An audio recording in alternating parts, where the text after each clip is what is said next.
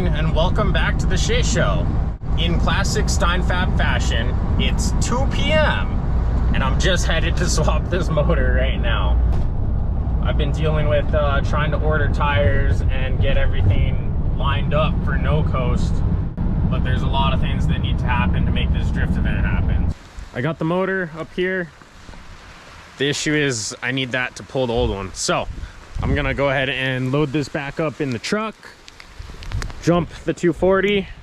It's pouring out here. It's not crazy rain. Normally it's like giant rain. This is workable in. So it's gonna be a wet day, but that car is gonna run by the end of it.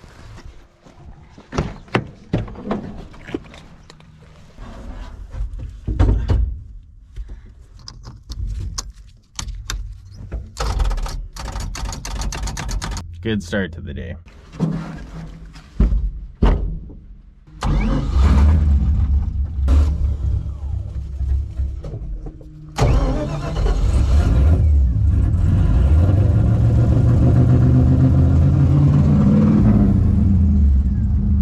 It's not good.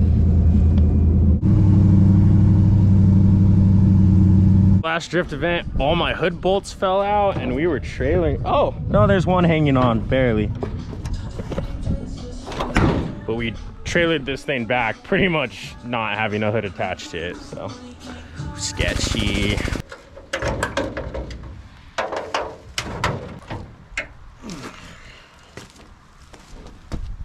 Looks a little more involved than I remember.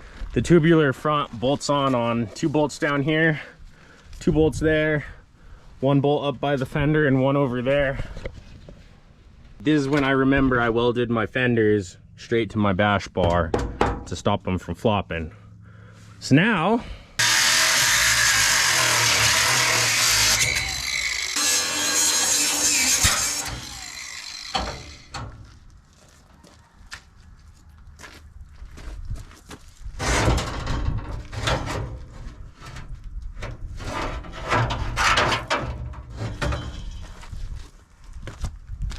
front end is off.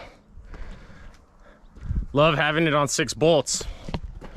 Drops right off and gives me all this room to access my motor. I managed to pull the front end, the water pump, the intake, front accessory drive. My super custom headers I made when I was like 17 or something. Got all that out of the way. Got all the tranny bolts done. Motor mounts are done. Intake's off, coil packs are off. So it's stripped. The oil cooler is pulled to come with the motor.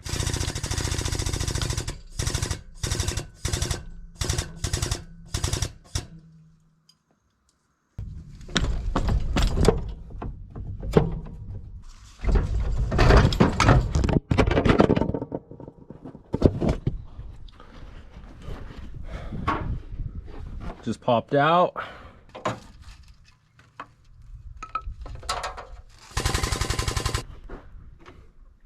Got to pull the clutch off. There's a monster stage 2 clutch, and pull the oil pan as well.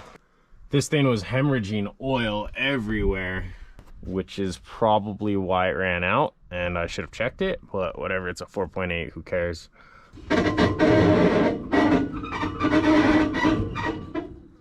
Got the clutch off. Still a lot of meat left, so that's good. Quite a lot of hot spots. That's probably because my definition of break-in period is go to the track and redline a motor and dump the clutch a bunch. That explains that. I have a lot of cleaning ahead of myself to get this pan ready to go and just get all these new parts nice and clean, not contaminated with metal. I think I'm gonna call it on the filming and just get to cleaning. See if I can get the pans swapped tonight, and tomorrow it looks like this is gonna have to go in, and I'm gonna need a friend to help me move this pile of crap since this doesn't roll in the dirt. And I hate working in these conditions, but sometimes you gotta do what you gotta do. We'll see you guys in the morning to button this up and fire it up. After I got done filming yesterday, I stayed a little bit, got the pilot bearing swapped over, the ground strap, the motor mounts, And I took the oil pan to town and cleaned all the metal out of it. It looks a lot better. You couldn't even see it before. I'm pretty sure these connection points are the reason the old motor blew. Actually, it blew because it had no oil, but it had no oil because it leaked out of here. So today we got JB Weld. We're gonna pull all these fittings out, clean the crap out of them, and make sure that they do not leak anymore. I've gone ahead and JB welded these in. Those are nice and solid and won't be leaking.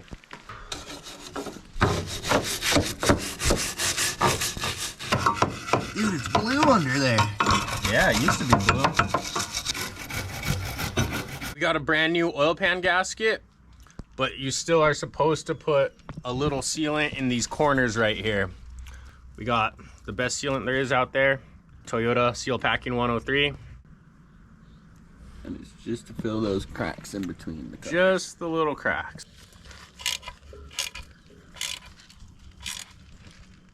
It's ready to go in. God damn, she gonna be shaking. The torque adjustment isn't working on the Milwaukee. Stupid Milwaukee. So, what are we supposed to do with it? Oh, shit. See, if you bang it on something, it works.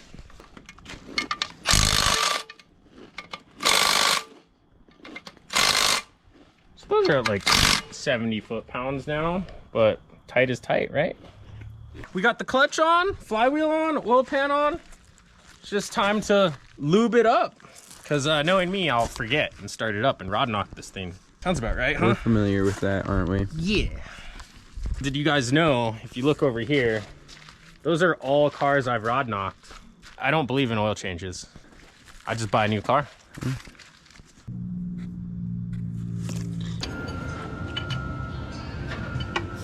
Getting the last little bit of the oil lines all tidied up.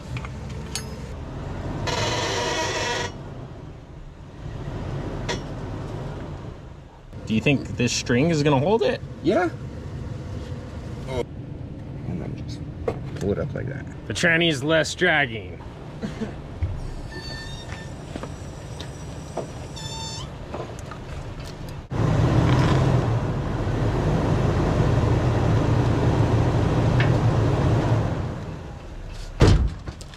Perfect. Should I pull it more? Yeah, we're gonna need to pull it forward. Woo! Hell yeah. The oil line's bending. Oh shit! I think it broke. Yeah, it broke.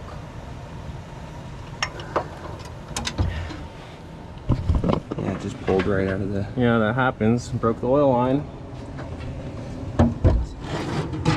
We're just gonna have to put on another one in the car. Okay.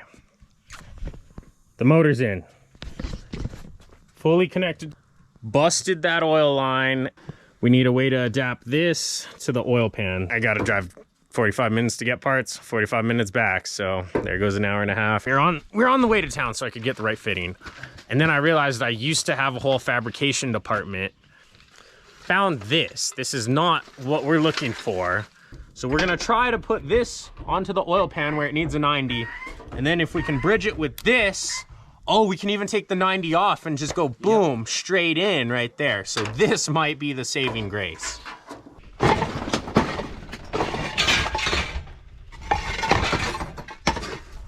Watch your toes. Damn it. Ow, you broke my cinder block. Under the frame or under this? Under the frame's better. If you just set it down nice and slow, it should be fine. Got this connected. Pretty sure we got it. Exhaust gaskets and water pump gaskets. Steven just pulled up. What do you got for us? You got the other thing. No, this is what you wanted, right? Dude. I gotta eat them. There we go. There we go. Oh yeah. Oh no, mas. You were loosening it. Banging local MILFs. Am I at 6 already? No, it's 6 inches, 3 plus 3. How many motors has this thing killed? This car's only killed like 2 LS's.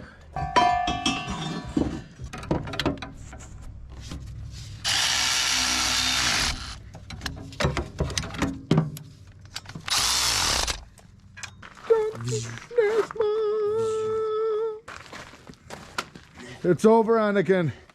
I have the high ground. This thing will never break. Oh, the battery broke. Throw it at the truck. No, it's my truck. What goes to this vacuum port? I don't remember half the shit I disconnected from this engine, to be honest. I know what goes there. A vacuum porter. Huh. Maybe it's a vacuum port. That's insane. You made this harness? Yeah. And it works? Somehow. I don't really know how, but it works. Which one's hot, which one's not? That's hot. Uh-huh. That's not. We just test fired it. We're missing starter signal wire somewhere. Can't exactly figure out what's going on, but Rafa jumped the starter. So I'm gonna go ahead and flip it to the on position. We're gonna fire it up again.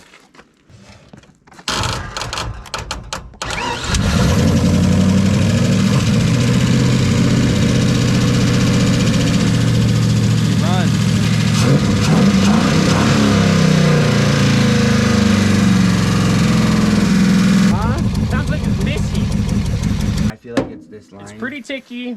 This one right here is super loose. So I think that's where our sound's coming from. The rest are nice and tight. Valve spring look. Oh, fuck. So yeah, if we look down, this valve might be bent. We're sending no coast with a bent valve. It. Rafa had a good idea to hit it and try to seat it. Maybe it was just a stuck valve. So we're gonna fire it back up, see what it sounds like. That seemed safe.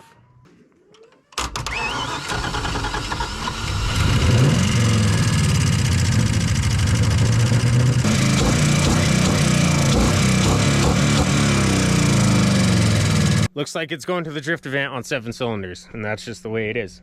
Yeah. It still sounds like it has power, especially in rev. Just idle, it's not idling right. What? This was a fucked kind of day. Like one of these kind of. As long as you didn't hit my VH car, I love this thing. That's it for tonight. We got the motor running. Ish. We'll see if we can blow up this LS at the drift event. So catch us there at No Coast. It's the next day, one day before I'm supposed to head down to No Coast, so this is really cutting it close here. I got some blaster and a valve spring tool. Pop this valve spring right here that keeps sticking down, and if you look down the line, you can tell that it's lower. So that can mean one of two things. It could mean I have a stuck valve, or it could mean that the valve's bent. Tracing the ports, it looks like that is in fact an intake valve, so I'm gonna go ahead and pull the intake and see if something just fell in and is jamming it up. I would think the motor would have ate it, so I highly doubted something in there, but then I can at least see if the valve's bent. Holy shit. There's a bolt down in there about to drop into the cylinder. So yeah, apparently from now on I will be putting my own intakes on, not letting friends do that shit. It happens, he was trying to help, but there's a freaking bolt in there.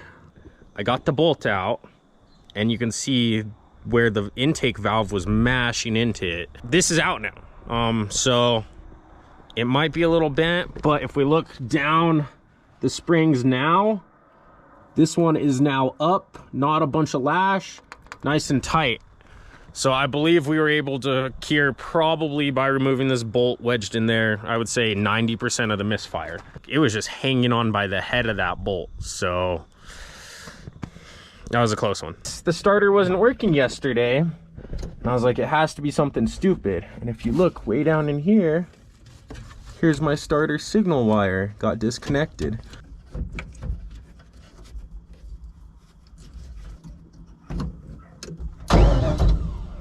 There we go.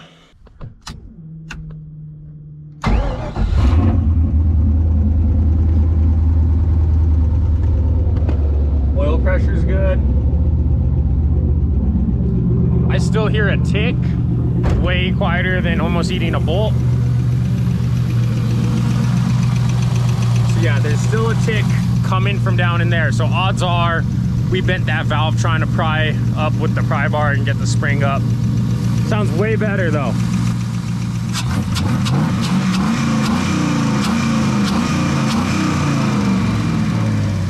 I'll take it. Hopefully that oil burns off a bit.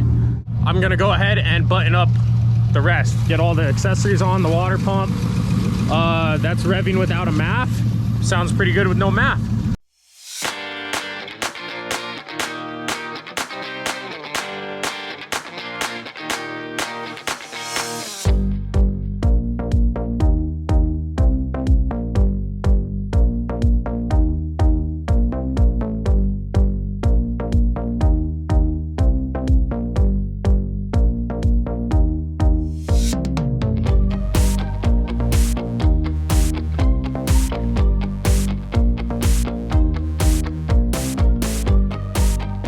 The car's pretty much buttoned up. It just started pouring out here though. It's been raining for like 15 minutes. I was trying to wait it out. Connect the alternator, put coolant in it, and I'm pretty sure that's it. So it's really in the home stretch. I got the misfire valve thing sorted. It was a bolt stuck in the intake.